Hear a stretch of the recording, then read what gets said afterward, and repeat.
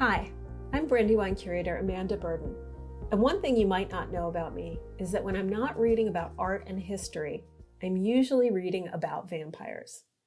So it's only natural that I would want to share with you this photograph from our collection by James Welling entitled Lestat.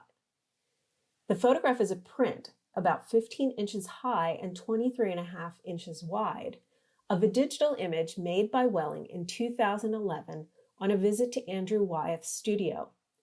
It shows a block of Wyeth's watercolor paper and a vampire novel by Anne Rice, along with a pair of black-rimmed glasses and their paint-spattered case.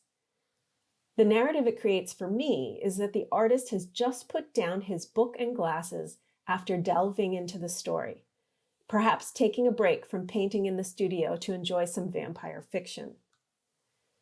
The novel, The Vampire Lestat, written in 1985, is the second in Rice's series, The Vampire Chronicles, following up on the bestseller Interview with the Vampire of 1976.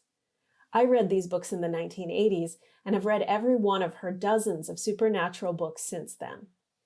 The title character, Lestat de Liancourt, is an 18th century French aristocrat who's turned into a vampire as a young man and becomes the hero, or anti-hero, of many books to come.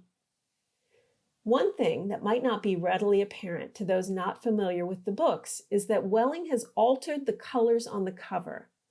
He has exchanged what was originally a red cover for a gold-toned one through digital manipulation of the image.